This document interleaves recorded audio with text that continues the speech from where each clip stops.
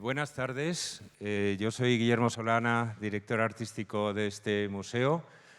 Muchas gracias por estar aquí. Tenemos hoy el honor y el placer de tener entre nosotros a la directora general de una de las más grandes colecciones de arte de Europa, la colección del Maurits Haas de La Haya, Martine Gosselink. Martine Gosselink está aquí en relación con la exposición que acabamos de concluir, acabamos de cerrar, la memoria colonial en las colecciones Thyssen-Bornemisza. Hemos tenido un pequeño decalage porque podíamos haber organizado su venida antes. El caso es que la tenemos felizmente entre nosotros. Martine se licenció en Historia del Arte en 1995 por la Universidad de Ámsterdam y ese mismo año fundó su primera empresa, una empresa de consultoría e investigación histórico-artística, Art and Culture. 6 años más tarde cofundó un colectivo cultural, de Nieuwe Collectie, yo lo pronuncio muy mal porque no sé una palabra de holandés, trabajando para museos de los Países Bajos, de Estados Unidos, de Irán, Sri Lanka, Indonesia y Sudáfrica. Subrayamos eso porque, además de su trayectoria en museos, como vamos a ver, y de su trayectoria académica, también como autora, es una persona que ha tenido una trayectoria de iniciativa empresarial, como freelancer, como independiente. En lo que se refiere a los museos, tiene un muy importante currículum porque fue de 2009 a 2020, antes de ser nombrada directora general del Maurits Haas de La Haya, fue jefa del Departamento de Historia del Rijksmuseum de Ámsterdam, nada menos. O sea, la responsable de toda la programación histórica del Rijksmuseum. Y en calidad de tal, se dedicó a la investigación sobre el arte saqueado, sobre la procedencia de las colecciones coloniales del museo, sobre el cambio de la terminología y la interpretación de la colección mediante múltiples perspectivas. Un terreno en el que el Rijksmuseum ha sido pionero, se ha adelantado a otros museos europeos y americanos. Martine es autora de varios libros sobre arte del siglo XVII, sobre colonialismo y cartografía. Ha participado activamente en varios comités consultivos, por ejemplo, sobre la política neerlandesa de restitución del patrimonio colonial saqueado y en el grupo de dirección de un Museo Nacional de la Esclavitud. Y yo tengo un motivo adicional para felicitarme de que esté con nosotros. Desde que llegó a la dirección del Maurits Haas en 2020, Martine entró en contacto con nosotros y empezamos a hablar de la posibilidad, dentro de una admiración mutua de nuestra por las colecciones del Maurits Haas y del staff del Maurits Haas por las colecciones Thyssen, de hacer un intercambio.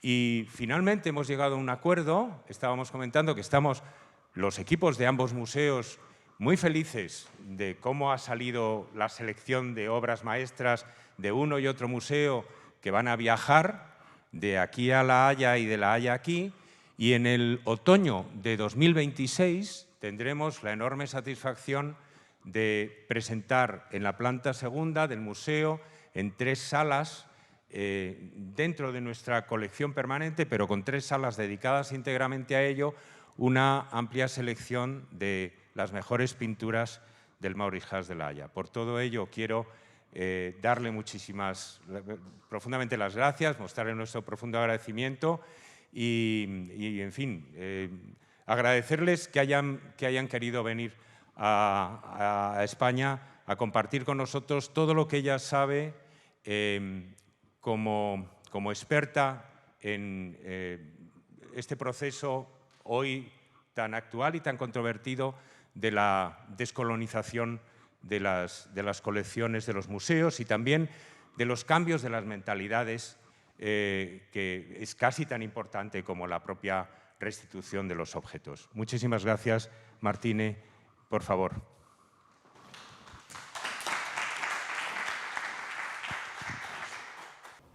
Hello, good evening. Guillermo, thank you so much for your introduction. It was by far the largest introduction I ever had. And it says something about Spanish hospitality. Thank you so much. Yes, this is the Mauritshuis in The Hague. And it is built in the 17th century. It's a marvelous building. And we are neighbors with the Minister President Schoof, his name is these days. The former Mr. President was Mark Rutte, now head of NATO. The Mauritshuis is a beautiful museum, and I'm very proud of working there. It's mainly an art museum. And when I started working at the Mauritshuis 5 years ago, I missed something, I missed some context, I missed some explanation about where it came from, who established it, why is it called Mauritshuis. And then we digged in the history of the museum and we found so many very important and interesting histories to tell our audience. And that was the reason why I asked Guillermo, is it an idea if I come and give a speech? Because you had this beautiful exhibition, Colonial Memory, in the Thyssen-Bornemisza collections. And we see, of course, this very big painting with big canvas from the Thyssen collection of Frans Hals. And I don't know if you still remember the image we showed before, me standing in front of the painting, me standing in front of the painting by Bartholomeus van der Helst. You can forget that name, though he was very important in the 17th century, a competitor of Rembrandt. But what I want to tell you is that when I was working as a student in the Rijksmuseum for 6 years in the 90s, I knew all those lieutenants, all those men. I knew their names, I knew their ranks, I knew their official titles, I studied the painting thoroughly. But I missed one person, the black boy standing behind me with the red robe. I missed him completely, and I ignored him completely. He was not important at all. I didn't even ask myself, why is he there? He was just there. And that, after so many years, I came back working for the Rijksmuseum, and even in the first 5 or 6 years, I still ignored him. And then in 2014, I guess, I was giving a tour through the museum, and again, I was explaining about this beautiful painting, a group portrait of important men governing and watching over the city of Amsterdam. And then I saw, for the first time I noticed this boy. And I was in shock, like, hey, what is happening? How is that on earth possible that I saw him for the first time? And this made me think, like, what else do I not see? Which stains are there in my memory, in my way of looking at art? And that was a starting point of an immense tour, a big journey into our beautiful 17th century pieces of masters. And of course, when I entered the Mauritshuis 5 years ago, there was again a beautiful journey to dive into this building and also in its whereabouts of the building. Okay, to start with, I don't know if any of you ever visited the Mauritshuis in The Hague. This is the back part of the building. Here we see the front, and you see a sketch of the museum. We renovated it in 2014. There's a beautiful area beneath the street surface, and then it is connected to a building, a newer building from 1928, and the two buildings are connected, the historical building and the 20th century building, and my office but my office is just there, so I can watch over the whole beautiful roof and over The Hague and the governmental buildings. So this is the Mauritshuis. You see it from bird's eye view. It is situated over here. So you have this beautiful lake, and here again is the seat of our Prime Minister. This is the interior, one of the main halls, the rooms of the museum. We see a very important Dutch admiral, Michiel de Ruyter, his son, and those three paintings still have their original 17th century frames. And that's quite rare, because normally they vanish over time, or they disappear, or they just deteriorate, and we have to renew them. So this is the main hall, and I will take you through some other halls. This is the Golden Room. You can rent it, by the way, if you want to throw a party. Just recently, one of the princesses rented out this place for her birthday. But we have beautiful dinner places here in Guillermo. When we open our show, I'm sure we will end up here with a good glass of wine. And then some beautiful pieces. The Girl with the Pearl Earring by Johannes Vermeer. Acquainted in 1906. Bequeathed by Monsieur Detombe. He got it for 2 guilders and 20 cents in 1881. Vermeer was not that popular yet in the 19th century, and people were not very familiar with Vermeer yet, so the price of the painting was very low at this auction. And now she's, of course, the Mona Lisa of the North, or Mona Lisa is maybe the Girl with the Pearl Earring of the South. They can compete, but you might know that it attracts thousands and millions of people from all over the world visiting the Girl with the Pearl Earring. Another beauty is, of course, the first group portrait Rembrandt ever made at the age of 23. Can you imagine? He was 23, and he had the first idea about his painting, making a composition completely different than any painter before ever did. And so it feels like a split image, it's 1 second after, and everybody will be dispatched over the canvas. The beauty of Rembrandt. Another very famous painting by Rembrandt, his latest self-portrait. Maybe he was even working on this portrait in the year when he deceased, 1667. And again, the power of Rembrandt is, of course, the fact that he will never, ever make people look more beautiful than they really are. He loves pimples, he loves hair, beards, wrinkles, wrinkles. He loves human skin, and so no photoshopping material for Rembrandt. Then the other Vermeer, the View on Delft. It was bought by the first Dutch king, King William I, in 1826. And I'm so happy our king bought this beautiful canvas for the Mauritshuis. It's mesmerizing. And then the topic of today is this gentleman, Mr. Johan Maurits himself, a portrait by Jan de Baan. And again, also in its original frame. And that's really very, very rare. And that's also the reason why I show it to you with the frame. So we see here is Johan Maurits. He was the prince, he was the cousin of the Prince of Orange, also called Maurits. Mauricio, maybe in Spanish, yeah?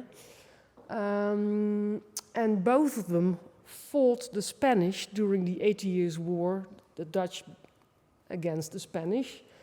And Johan Maurits, he was very successful in this war.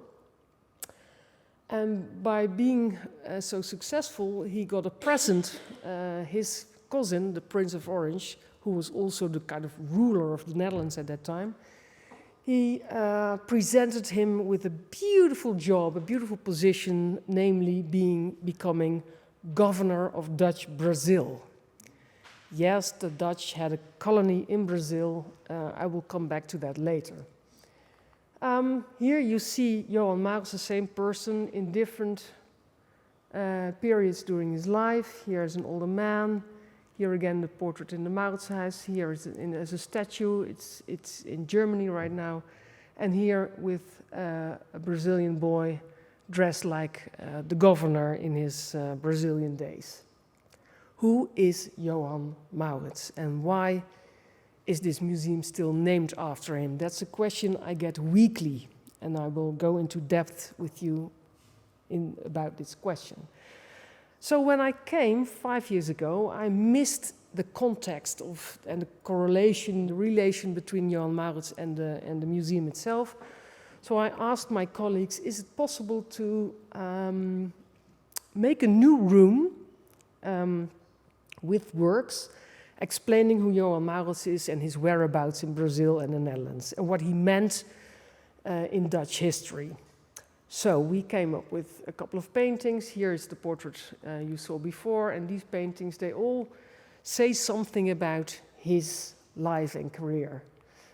And then there's some signs in the museum as well connecting to Johan Maurits. This is his coat of arms. It's within the tympan of the frontispiece of the museum. Pernambuco, that's the province in the northeastern part of Brazil. It's colored orange here in this, on this map. And you must know that the Portuguese conquered Brazil, of course, you know that. And in 1630, the Dutch conquered this province. And why this province? Because it was the richest province of the Portuguese colony. It was full with engenhos, the Portuguese word for sugar mills. And sugar was, of course, very important for the Dutch economy.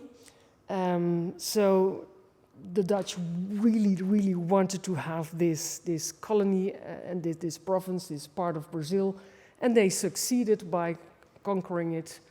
And Johan Maurits became governor 6 years later, 6 years after this conquest. What did he do? He needed people to work for him. He needed slaves. But the Dutch had they did not know how to do that yet. But when they were so successful conquering this province, they thought maybe we can also conquer the two main Portuguese slave fortresses based on the west coast of Africa. And that will be Elmina in Ghana, present-day Ghana, and Luanda in present-day Angola.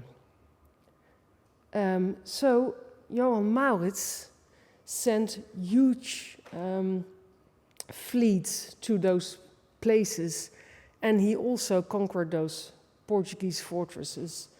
And by doing so, in 1637 and 1639, he paved the way for the Dutch transatlantic slave trade. So that's the very start of Dutch Atlantic slave trade.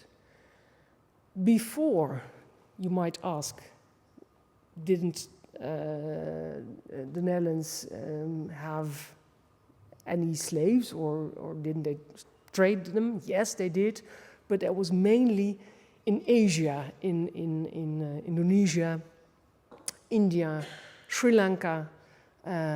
Even big groups of African people were shipped towards Sri Lanka to work there. So yes, slavery was there, but it was on a different scale and not as large as later on during the transatlantic slave trade. So he paved the way, and by the way, in the case you don't recognize this fortress, this is Elmina in Ghana. Was it easy for Johan Maurits to do so? Yes and no. At that time, we had some governors, Mauricio of Orange, his cousin, and Mauricio was very much supported by the right-wing group of that day, who supported slave trade. And the person who really was against it was Johan van Oldenbarnevelt. And Johan van Oldenbarnevelt was killed in 1621. And in that same year, 1621, the Dutch West India Company was erected. And the Prince of Orange gave the rights to the West India Company to trade in human beings, but also, and that's very important, to fight the Spanish and the Portuguese overseas. And that's something Van Oldenbarnevelt did not want. He wanted to stop the war with the Spanish. He wanted to end it because a period of peace they just had for 12 years was very good for the Netherlands and very fruitful for the Dutch economy as well.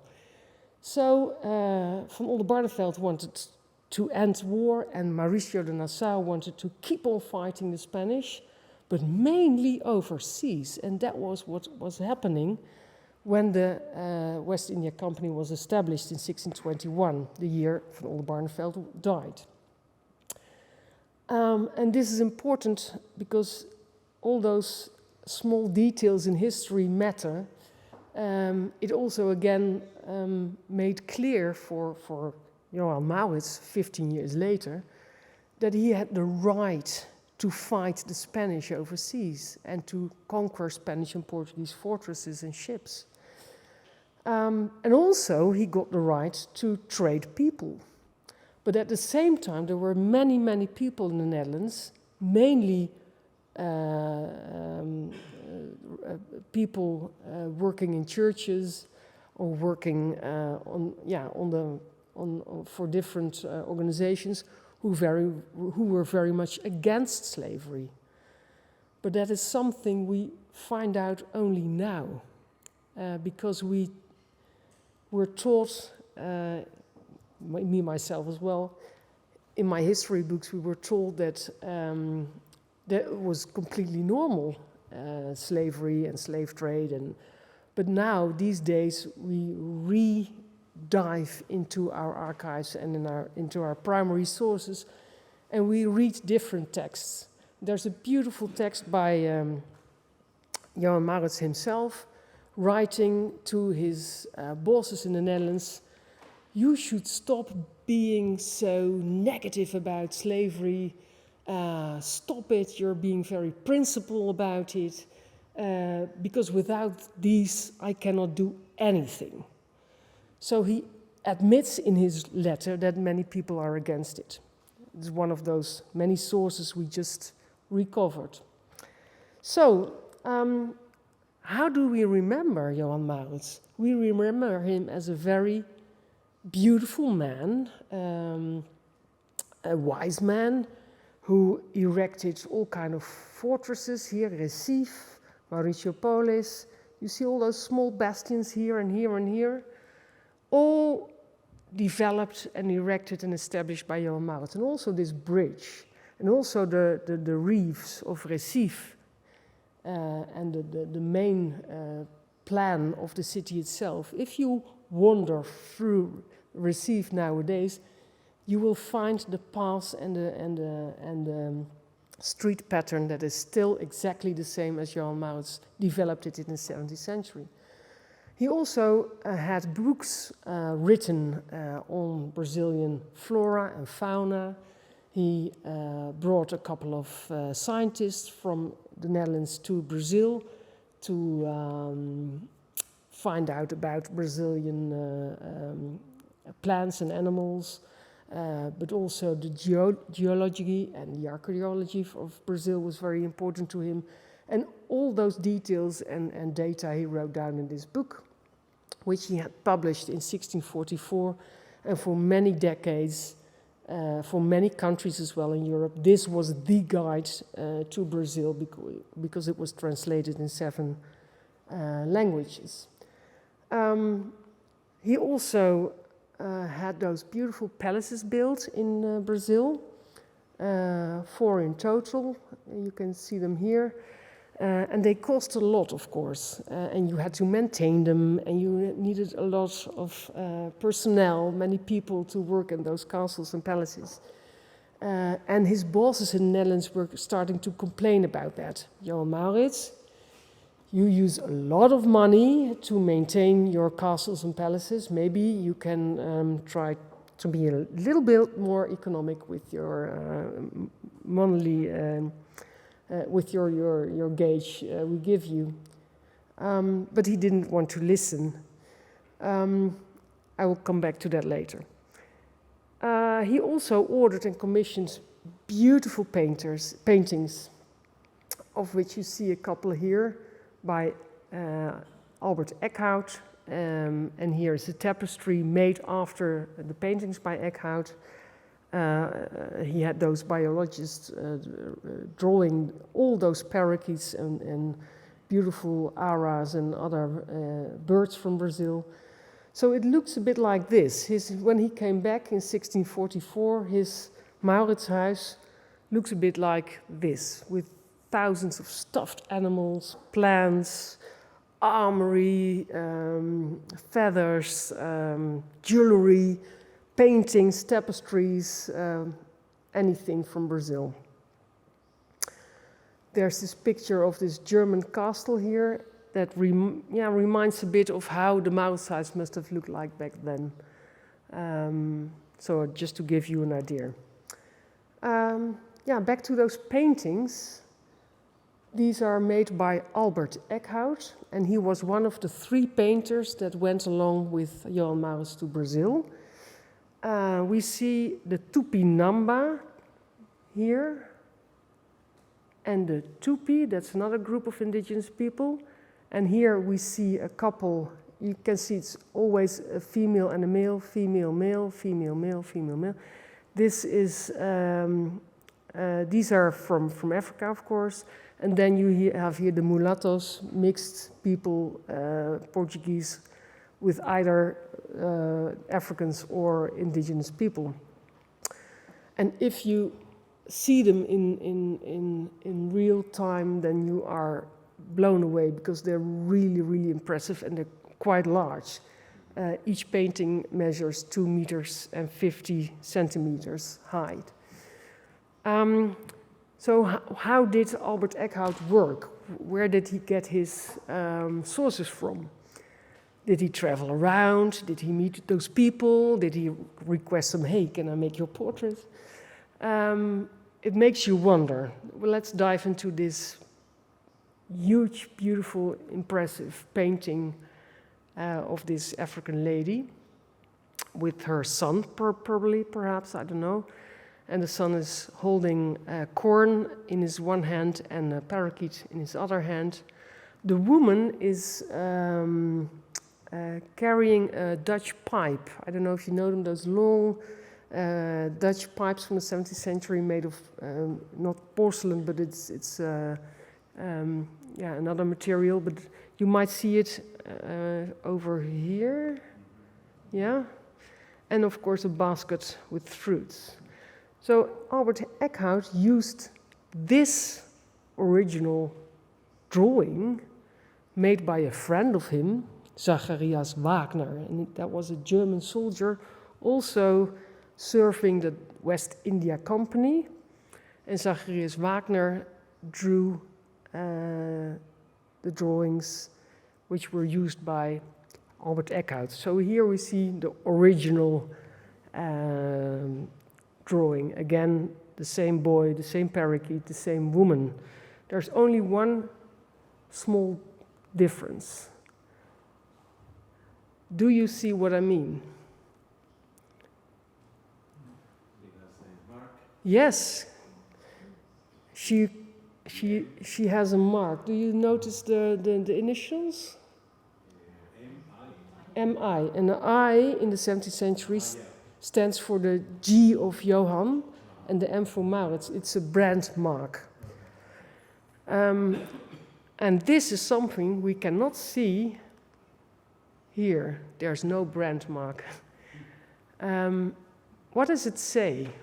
So the original drawing does, and the painting itself doesn't. It says something, it makes something very clear, that those paintings leave out very important knowledge. It also says that we should not believe everything we see.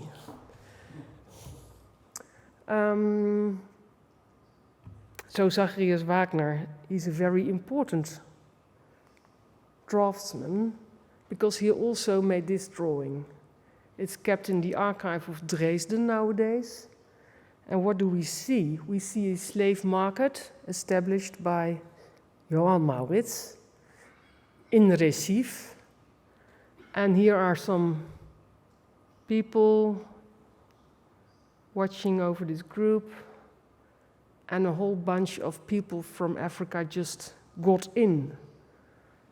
It's quite shocking maybe for some people. And these were, of course, the people that survived the trip, because almost 30% of the people did not survive the trip. This drawing was also made by Zacharias Wagner. But no paintings are made of these topics, and we don't see this. Our museums show other pieces, but this is so relevant, and it does make sense that we don't want to see this hanging on our walls because it's not that attractive. But then I hear you say, but Martine, come on, slavery was utterly normal back then. Why should we make such a fuss about it? Well, it wasn't that normal, as I just explained.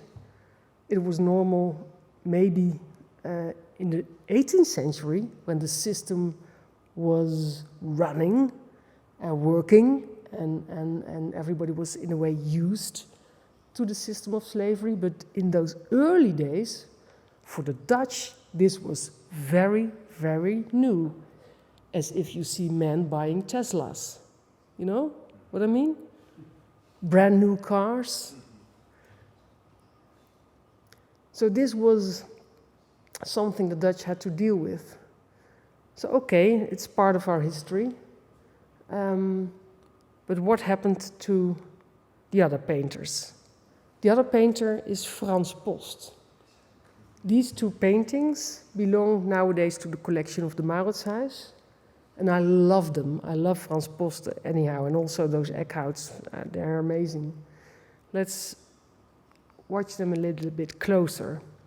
So this is a landscape, a Brazilian landscape, and you see African people of African descent, indigenous people over here, and a very interesting Brazilian animal. And here's two colonials, might be Dutch or Portuguese, because what happened? Johan Maurits begged his bosses in the Netherlands for Dutch colonizers.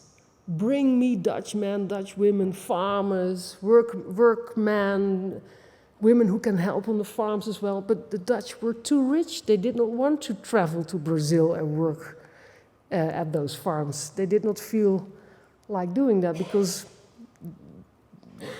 they didn't have to.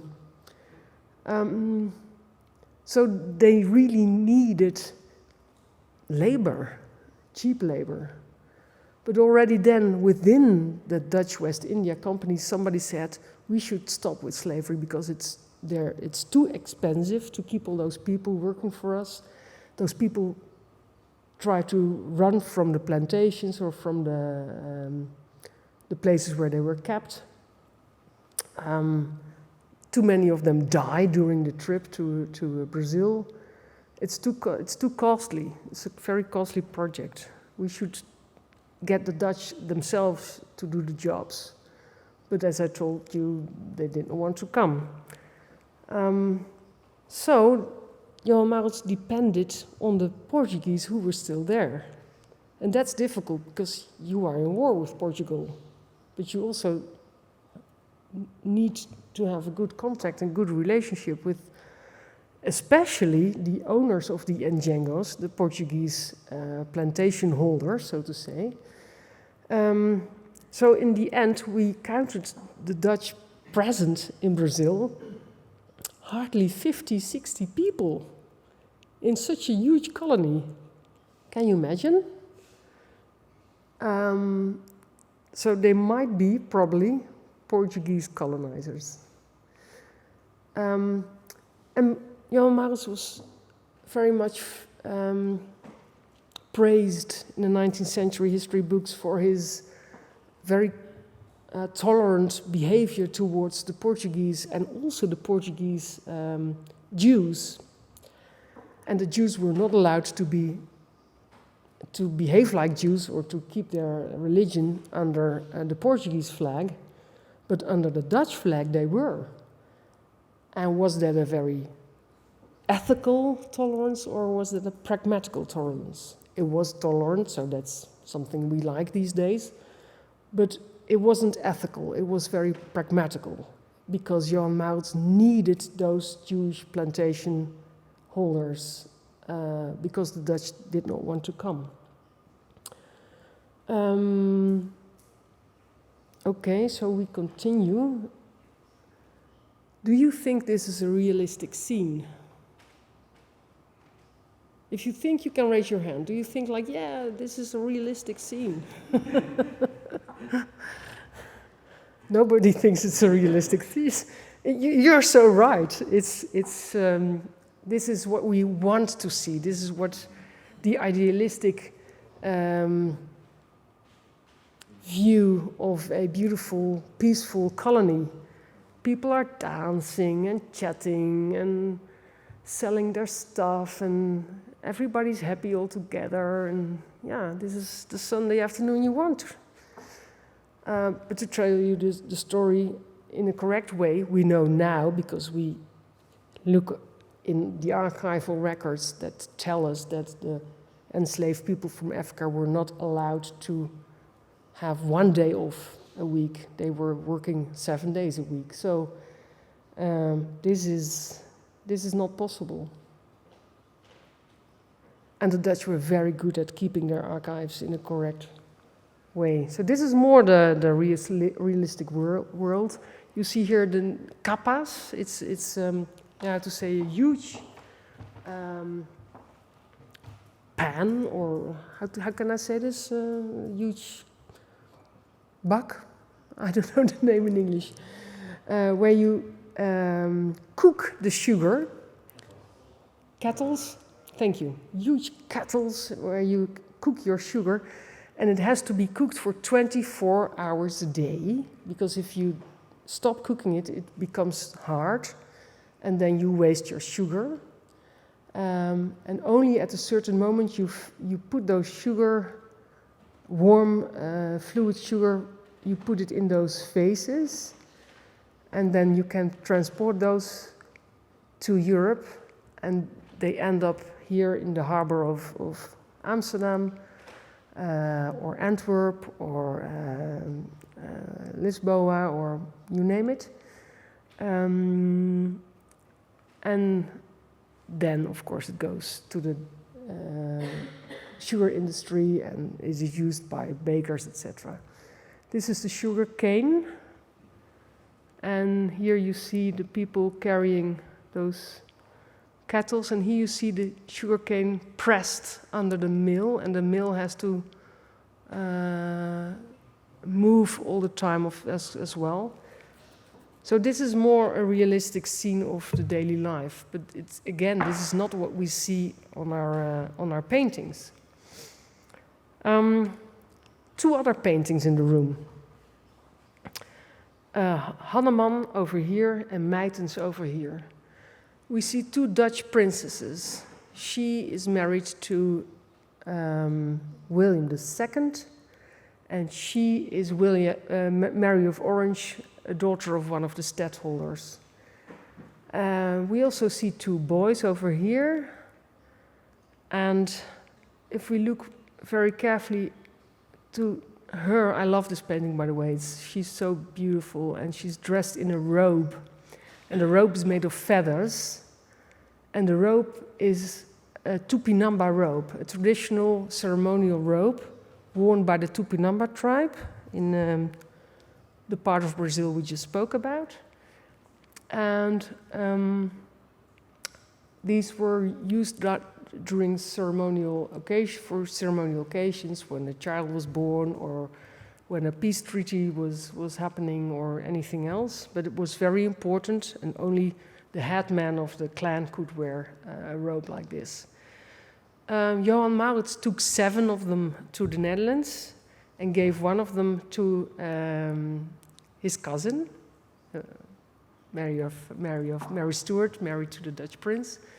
And she is wearing it during a festival or a nice party. And now I'm going to show you a beautiful ceremony that just occurred 3 weeks ago in Brazil, because the robe is being brought back to Brazil. Maybe you remember that the National Museum in Brazil burned down 2 years ago.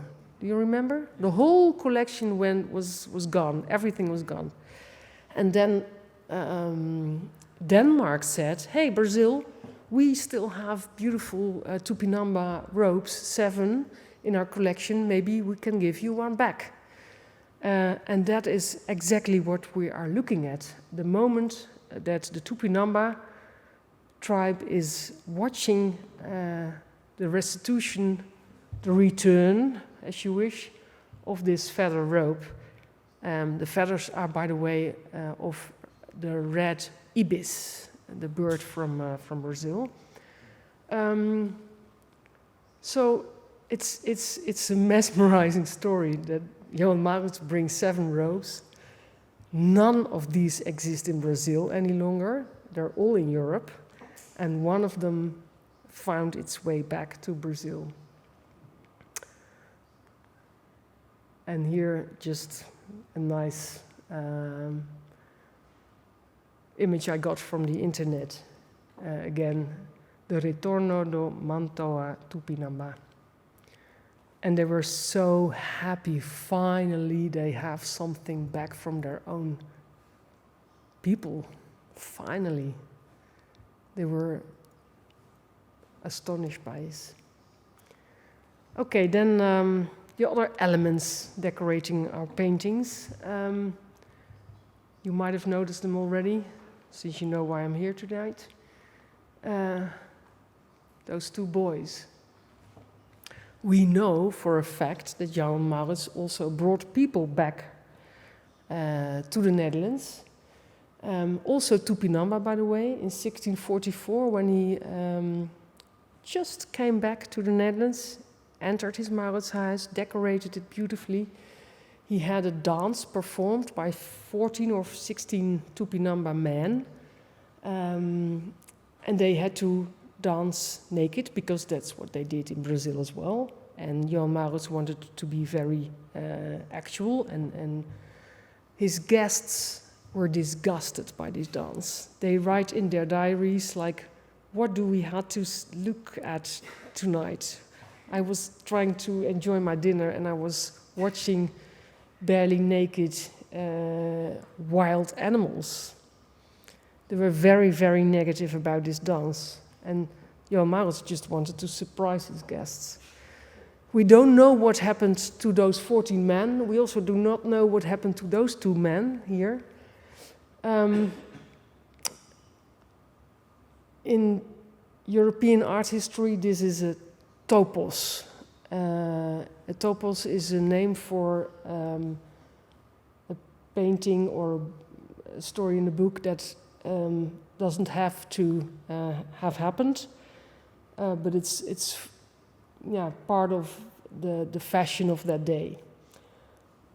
We know that as a fact. Many of those boys were imagined as fantasies, decorating the beauty of a beautiful lady and the whole canvas as such. But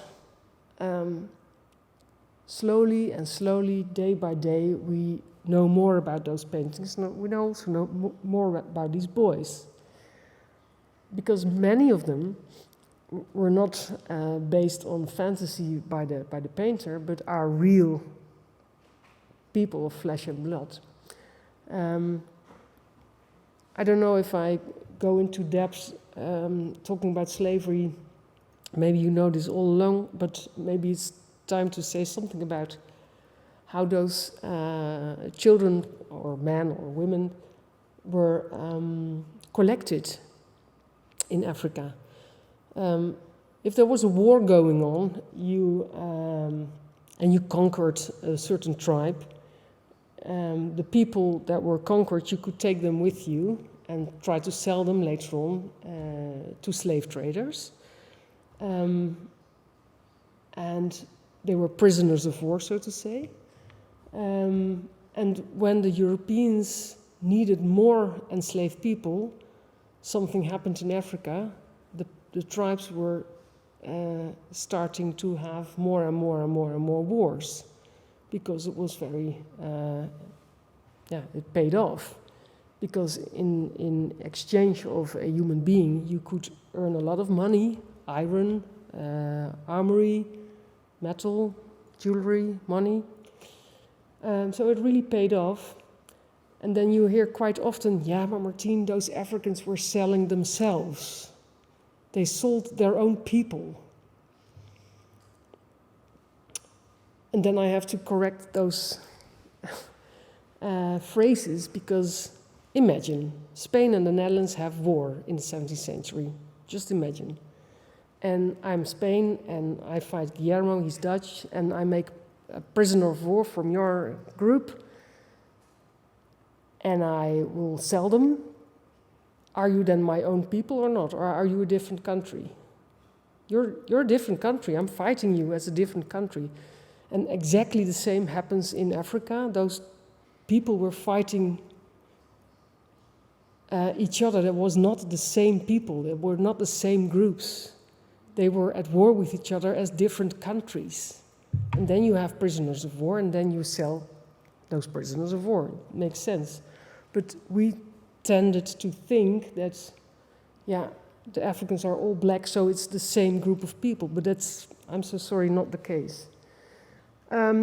So men, women, children were taken to the coastline and then disrupted from their families, from their villages, from their places where they just lived. And the youngest boys were sold as servants, and sometimes they could go directly to Europe to serve for a royal family or for a noble family, like the cases here. And the hard thing about finding them, tracing them back in the archives, is the fact that their African names are gone, because the slave trader, he might be Spanish or Portuguese or Dutch, gives them a different name because he cannot pronounce the African name, so they end up as Juan or Piet or, you know. So we cannot trace them back in the archival records of those palaces and castles and other places in the Netherlands or Europe elsewhere. But sometimes we do. In this case, unfortunately, we don't know yet who they are. But of many, many paintings, slowly, slowly, we find and trace back where those boys come from. But when they grow older, like 12 years old, they get pimples and they start sweating, and they're not that fancy any longer, so then they have to work in the stables or on the fields because, yeah, then they're not that attractive any longer. Well, here they are. And they're both wearing orange, dressed in orange, because they work for the family of Orange, Mauricio de Nassau of Orange. And later the other stadtholders after Mauricio de Nassau, Willem I, Willem II, Willem III. But they're also wearing those beautiful pearls, exactly the same ones as the girl with the pearl earring. Okay. So we saw a couple of paintings. This one I did not talk about yet, but this is just one of these examples where the boy is probably just fantasy and he functions as a person contributing to the painting. The Frans Hals von Thyssen, the two boys we just spoke about, the boy I ignored for almost 17 years, and then the gorgeous Albert Eckhout painting. Going back to the collection of the Mauritshuis, we have this painting by Rembrandt. It is signed 1661, and we call it Two African Men, but they also might be Brazilian, I don't know. Do you see the difference between this painting and all those paintings? Do you see something different? You don't have to shout it out loud. I will just explain it to you. The painting on the right is depicting two men just as they are. They are not enslaved, or in another role we see them quite often as one of the three kings visiting the child, Christ, after he's just been born. So these two we know quite well. One of the three kings, Caspar, or within these frames, but we hardly see black people like this, just as they are. And why is Rembrandt so interested in those men? Again, according to the archives, there were two men living just around the corner of Rembrandt's house, and there were two Brazilian African men, and they were brothers. And also their ages are equivalent the persons we see here. So they might be those two Brazilian African men Rembrandt depicted here. And Rembrandt, as I told you before, he loves the texture of skin. He really dives into human flesh and skin and pimples and wrinkles and everything. And he also is fascinated by black skin.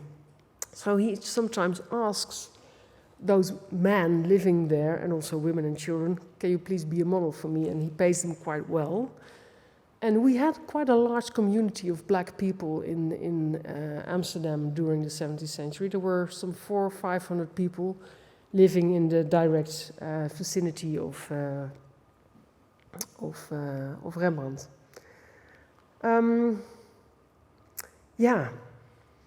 Now I would like to touch upon a different topic, but not before I tell you what finally happened with Johan Maurits, because his bosses, there were 19 men called the Lords 19 from Amsterdam, they ordered him to come back to The Hague, back to the Mauritshuis, because they found out he was smuggling people. He was smuggling enslaved people from Africa to Brazil, and he kept the money. He was using Portuguese ships, so he was importing people under Portuguese flag, and he was selling those people to Portuguese plantation owners. And the fact that he smuggled was disastrous for the West India Company. The fact that he smuggled people, or he transported people, that was not something they were very harsh upon. But he had to stop working for the Dutch West India Company.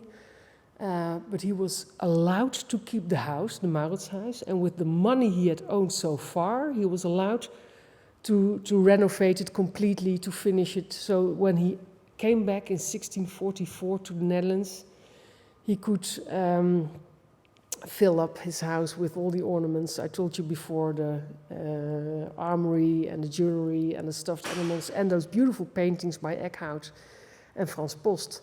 But he had no income any longer, and also his name was gone, so he had no status any longer, and he was not invited any longer at all kind of parties. So what did he do?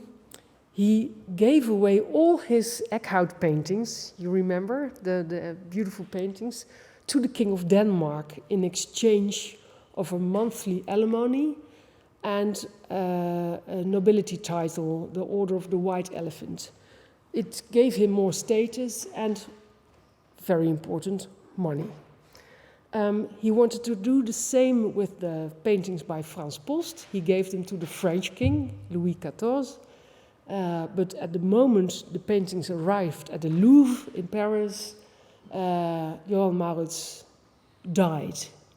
And so he never got the money from France. So that's how Johan Maurits' story ended. Okay, then I promised you to touch upon this other topic, but not before we just have a look at this detail of the painting. I was just talking about black people being portrayed as they are, and I cannot do that without showing you this extraordinary portrait by Jan Mostert, 1525, 1530. Jan Mostert worked for the Duke of Brabant in Belgium, and perhaps he met this gentleman over there, and he has a pilgrim button on his beret. And then, of course, Rubens. There's a beautiful show going on at the Prado right now about Rubens, but here beautiful sketches, studies of black men just as they are. But that's a rare phenomenon, black people just as they are. Okay, then the topic of terminology. Guillermo mentioned it already in your introduction. What is so important about using the right terms? Well, maybe you've heard of the treaty that was made in 1952, the Treaty of Human Rights. Every group of people, whether you're indigenous from Brazil or Spanish from Madrid, has the right to be named after a term you use yourself, or the group wants itself to be called like that.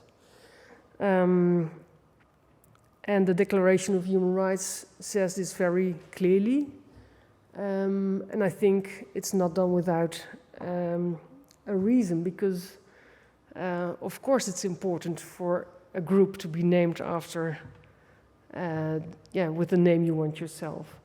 So I would like to give you some examples of what happened in my own career.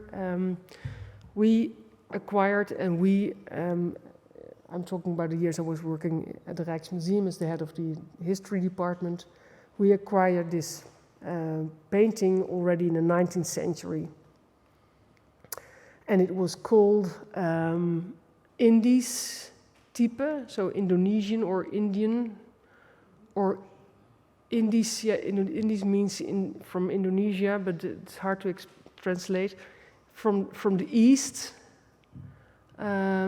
Indies, but also here Negro girl. Negerinnetje means a small Negro girl. So people, the curators from the 19th century did not really know how to name her. Is she from Indonesia? Is she from the East? Is she black? We didn't know. And when I was working at the Rijksmuseum, I saw all those titles in our archives, and I thought we should do better than this. Because she is a person, and certainly not these words that the group we're talking about dislikes themselves so much. So we did a lot of research and we found out that she has a name, Isabella. She was a model, 13 years old, working for Simon Maris. So that's what we did. Try to get rid of those neutral, derogative, negative terms. And quite often, if you do your research properly, you find out more than you might think. So now Isabella has a name. Why did we do this? And why were so many people so angry with the Rijksmuseum that we did this? It all has to do with the fear that things are not longer allowed or that something is taken away from us. Because those people have voices as well and they want to be present and they want to be part of our community. They want to be treated as a normal citizen. So why not name them as they wish themselves instead of using terms that might be painful? And you might say like, yes, but what does it matter, a word? Well, words can hurt, we know. So to me it did matter. We, at that time in the Rijksmuseum, had 1 million objects, so we had to go through them, all of them, because it's not a matter of just replacing one term with another term, because all those terms are different. Like Eskimo means he who eats raw flesh. But the Inuit, who we talk about, dislike this word Eskimo very much. So they prefer to be named Inuit. And the same counts for Indians. The people living in Brazil, I just showed you, who were so happy with the return of the Cape from Denmark, they don't feel like being Indians because they're not from India. They say we're Tupinamba. That's how we call ourselves. Please call us Tupinamba. So there are many, many terms that causes negative feelings or emotions. And who are we to say that we should keep on using those? So we replace them, but, a big but, we always kept the historical archives because those older colonial terms are also historical material, so we never ever get really rid of those data totally. It's always possible to keep looking and searching for them. And also when there's a title, for instance, if Rembrandt says, I will call them Two Negroes, if that's the original title, imagine, it's a hypothesis, then it should still be Two Negroes. In this case, it's not the case. Rembrandt did not title this painting.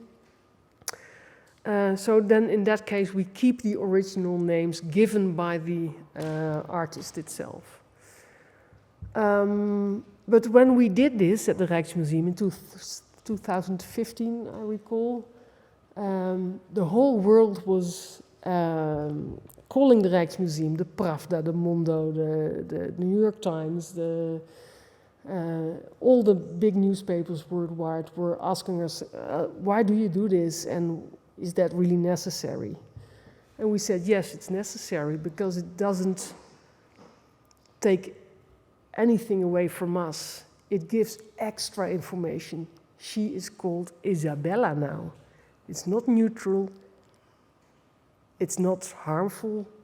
It's just a girl called Isabella. So there were many questions like, should we call him servant or slave? Or because slavery was forbidden in the Netherlands itself. So how do you call such a boy? Do we have to say that he's black? Yeah, but then we have to say that she's white. Yeah, but I can see she's white. Yeah, but you can also see he's black. So those titles were given in the old days because we did not have photography. So then it mattered the skin of a color, or the color of the skin of a person, because you could recognize the painting you're talking or writing about. But nowadays we have photography, so that you don't have to use white or black any longer.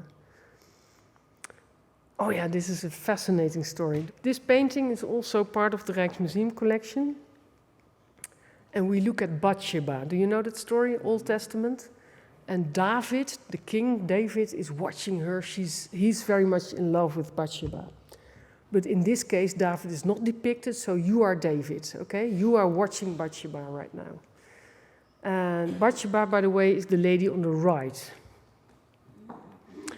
And there was a text label accompanying this painting, and the last phrase of the text label said, due to the presence of the black woman, this painting becomes very exotic and sensual.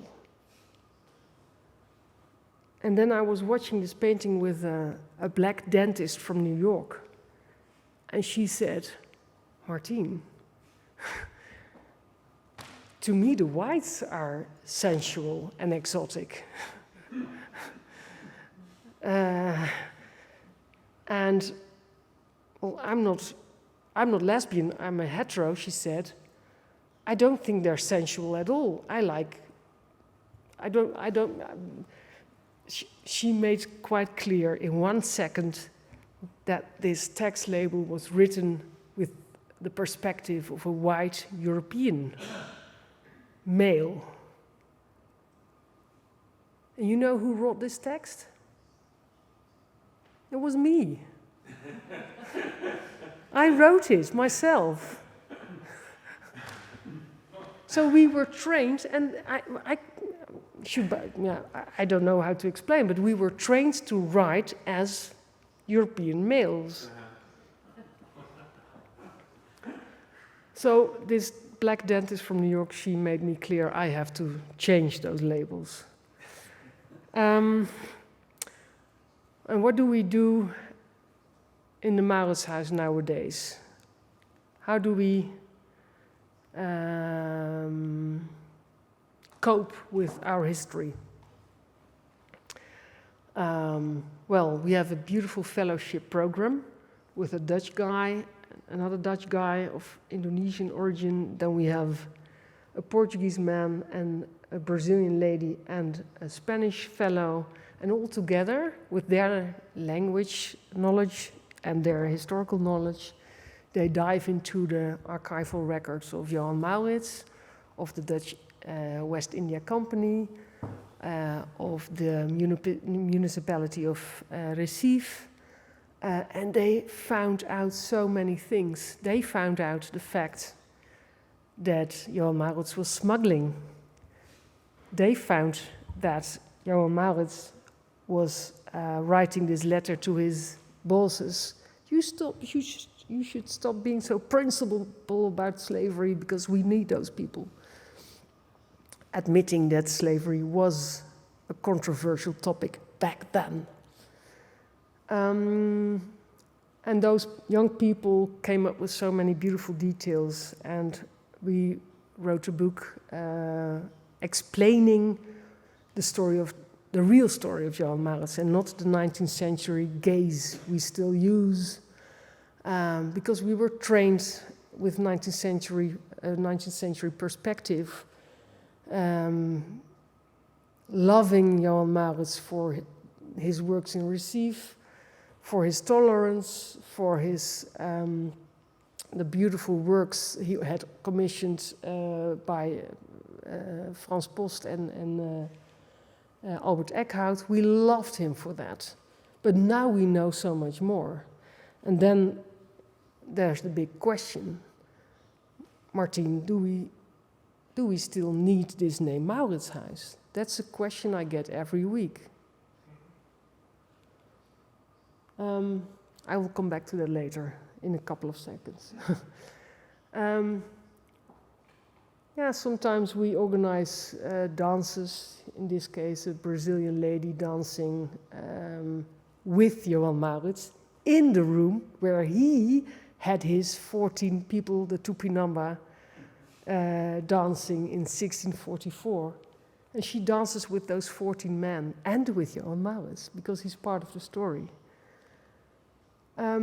Yeah, so to sum it up, slavery was normal, don't make such a problem of it. Well, I hope that it's clear right now that slavery wasn't normal for the Netherlands. I'm talking only about the Dutch case in the early 17th century, so the 30s and the 40s of the 20s of the Dutch so-called golden age. Slavery was not normal yet. It was a huge controversial topic. You should change the name of the Mauritshuis. This is another example we can talk about for hours, but I don't intend to change the name at all because it doesn't give me any reason to keep on talking about Johan Maurits. We will keep the name Mauritshuis, and also because it's a historical fact. It was Maurits, his house. So you write down Maurits apostrophe Huis. And it was named like that already in the 17th century. So it's a historical name. We don't call the Mauritshuis because we think he's a hero or, you know, it's his house. So it makes sense to keep the name. Okay, and then how can I appreciate the building and the paintings ordered by Johan Mauritshuis, knowing how Johan Maurits made his money? That's another question we get on a daily basis. Well, to end my talk, yes, Michael Jackson, what are you doing here? It's a subtle matter. It's all about you being a visitor of the Mauritshuis. It's you who decides whether to like or dislike. We do not say anything about this. You can admire Michael Jackson because you love his music, you love the way he dances. But you can also say that, well, I'm not a big fan of him because I know what he did to young children. It's up to you. Whether you still like his music or not, it's up to you. We're not ruling and controlling your emotions. It's not up to the museum to say so. And exactly the same counts for Johan Maurits. I love this painting. I love the original frame. I love the composition of the Mauritshuis in the classical style and the paintings itself that belong to the museum. And yes, there's that other story as well, but it's not a question of taking away anything, it's adding up. So we don't disapprove of people being very blunt and honest about Johan Maurits. I mean, that's part of the Dutch history. Slavery is a part of it. Why should we not talk about it? I mean, it happened. And yes, we have to deal with that. But we also have those beautiful paintings and the beautiful scientists and the beautiful buildings. You don't have to throw that away. I mean, both can exist next to each other, and the stories and the relics of the 17th century. But that's my humble opinion. And for now, I'm really thankful for all your attention and the time you took to listen to me. And I would love to welcome you one day at the Mauritshuis. So please be welcome in The Hague. Thank you so much.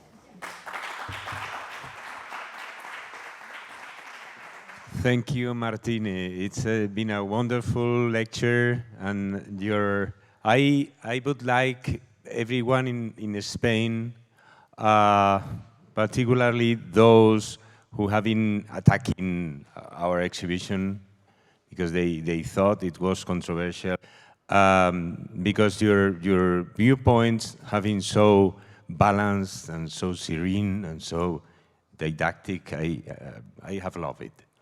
Thank you. Sí.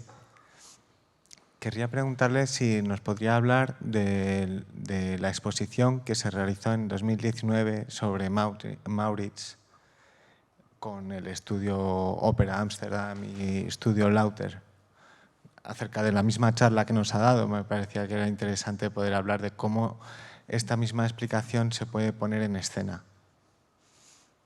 es un montaje expositivo el que se realizó allí, muy diferente al que existe aquí en el Thyssen con las colecciones propias. Y bueno, pues si nos podía hablar de bueno, qué ideas trasladó a los equipos de los creativos, diseñadores, para que pusieran las obras o los recursos expositivos llegaran a todo el público. Gracias. Forgot about this.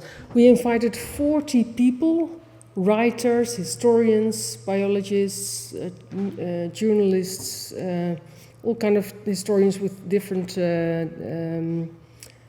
backgrounds, to react on how they look upon Johan Maurits right now, with the 20th century gaze, and to forget about the 19th century gaze.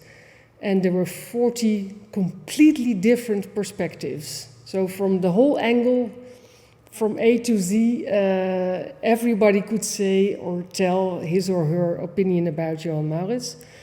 But all those people were they had their own expertise. So it's not just anybody. I mean, they really have their background in all those different disciplines.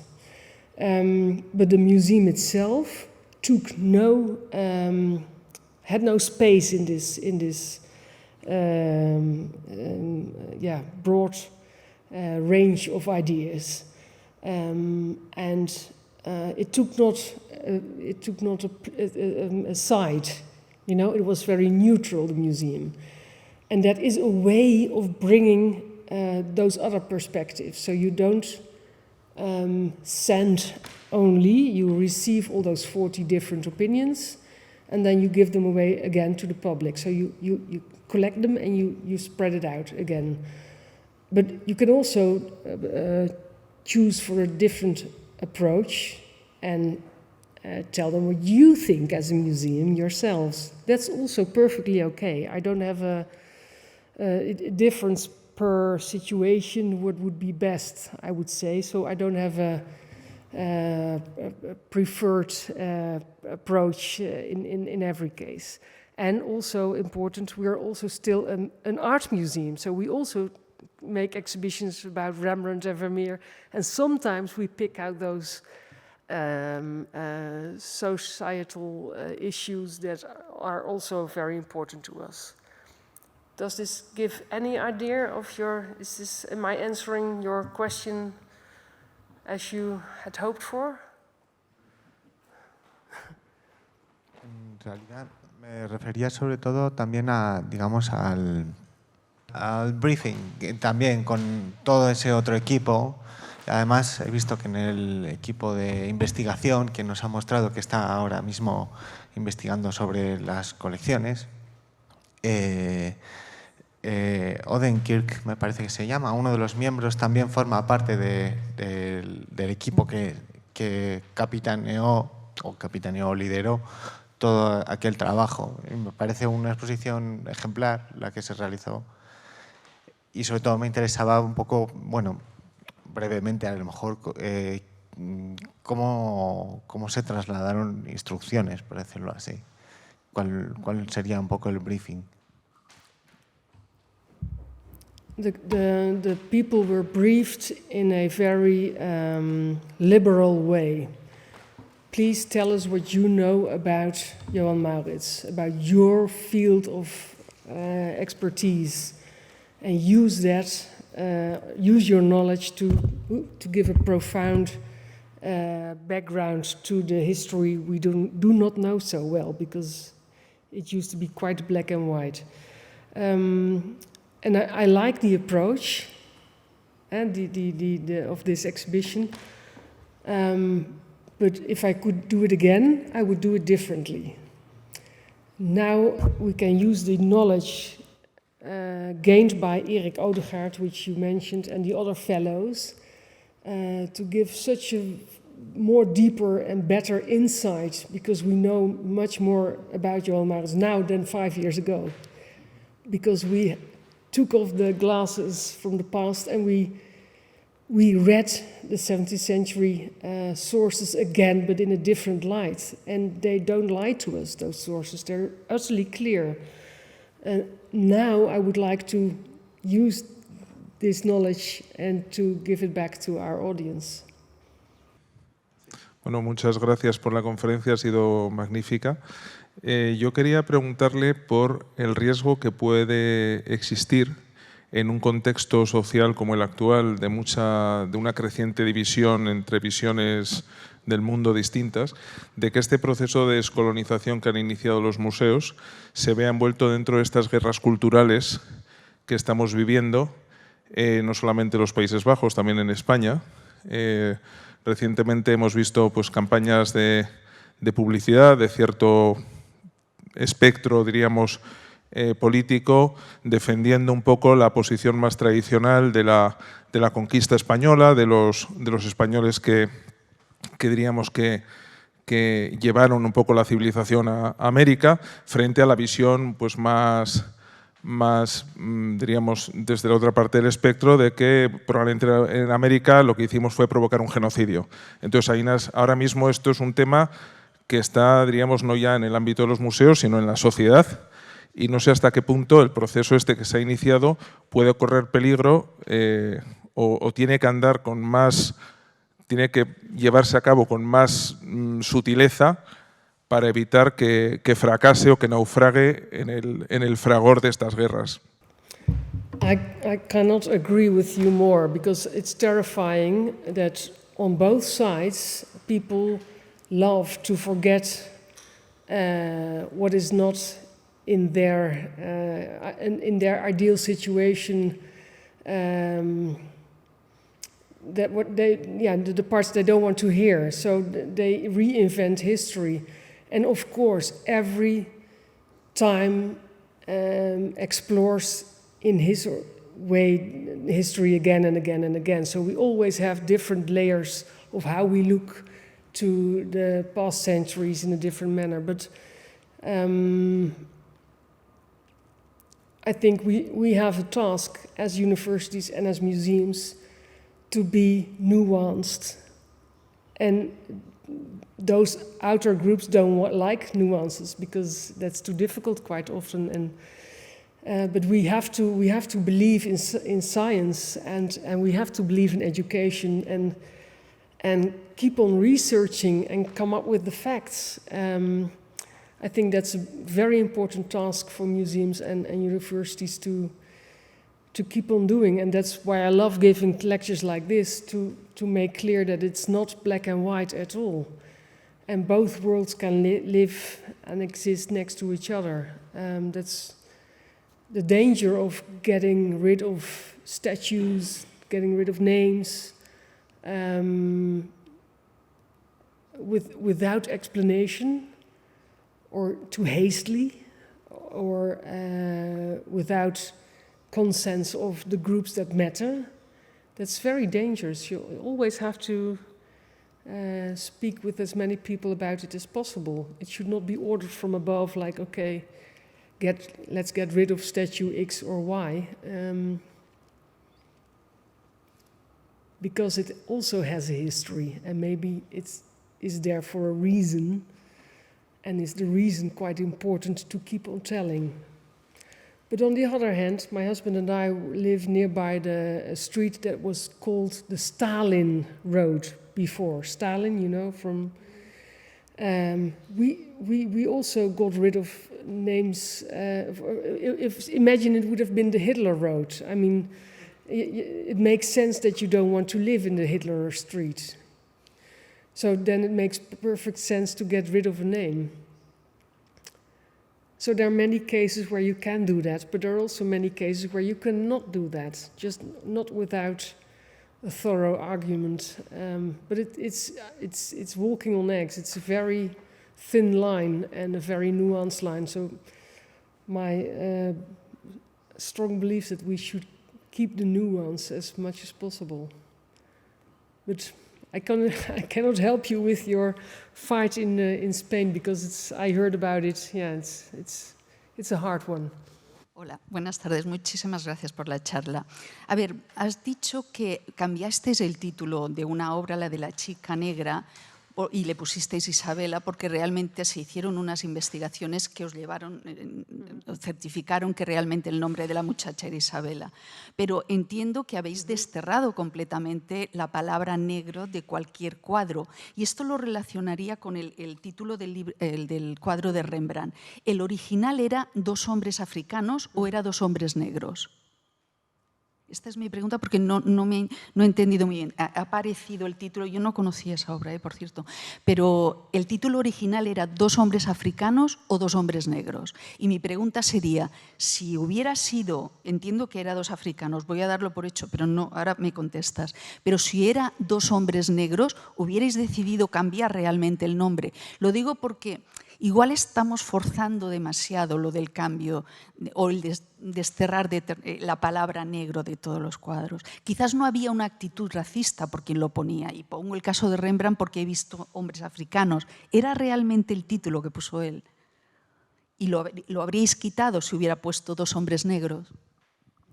Thank you for the question. Rembrandt did not give it a title. Rembrandt did not, we don't know the title Rembrandt gave. We don't know. So there's, yeah, so we cannot use the title Rembrandt gave because we don't have it. But 100 years ago, the title was given by other curators or by the museum director. It was Two Moros. Moro? Yeah, Dos Moros. And then it became Two Negroes, and then it became Two black men, and now it's Two African men, and I would say maybe it's just two men. I mean, they're just two men, yeah. I mean, and I don't know if they're African. Maybe they're from Brazil, or Brazilian African, I don't know. So I would vote for two men. Una pregunta tengo yo. Yeah? En la conferencia, bueno, muchísimas gracias por la conferencia, enhorabuena, y ha sido muy iluminadora para también nuestro museo, nuestra labor, creo. Hay una cosa que te quería preguntar y es, has hablado del comité de expertos que ha estado investigando sobre Mauricio de Nassau, pero hay otra parte también que nosotros hemos experimentado al hacer la exposición, y es no solamente digamos, la corrección histórica que puede venir de la investigación, sino también las reclamaciones de determinada parte de la sociedad. Entonces te quería preguntar, ¿en qué sentido el Mauritshuis también ha tenido relación con comunidades, incluso, por ejemplo, brasileñas, que han opinado sobre cómo representar o cómo presentar las obras? O sea, porque yo veo como una especie de dos facetas, que por una parte es la investigación más puntera y lo más fina posible, pero por otra parte también la sensibilidad de las comunidades que se sienten herederas de algunos de estos cuadros o que se sienten que han sido representadas de una manera o no. Ya has contado un poco lo de la devolución de la capa, por ejemplo, pero quería saber más sobre si habéis emprendido algún tipo de acción o entablar diálogo con estas comunidades en el Mauritshuis. Gracias. Thank you, Juan, for your question.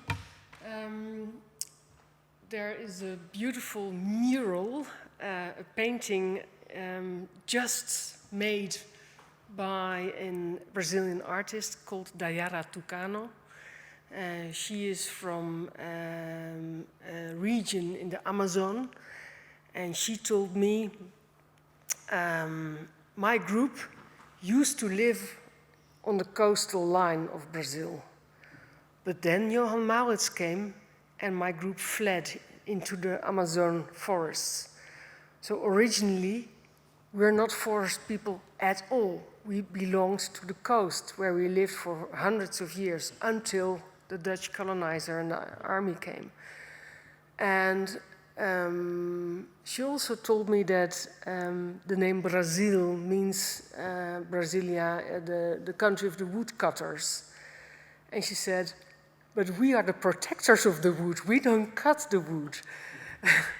And then I invited her to come to the Mauritshuis and to make a mural. And she was inspired by a painting in the Mauritshuis called the goldfinch. It's a beautiful small bird. But the bird is attached with a chain to the wall. And she said, in my group in Brazil, the birds should fly and be free. So the topic of her mural is free birds. And the mural is at the Mauritshuis. So that's a way of communicating with modern day artists and a beautiful old story. But it's just one small example. And if our visitors come to the museum and say, hey, what's this? Then they read the text label and then they understand Dayara Tucano from Brazil. And then they know why she's there. But that's just an example of communication. But thank you for the question. Yeah. Yes, thank you.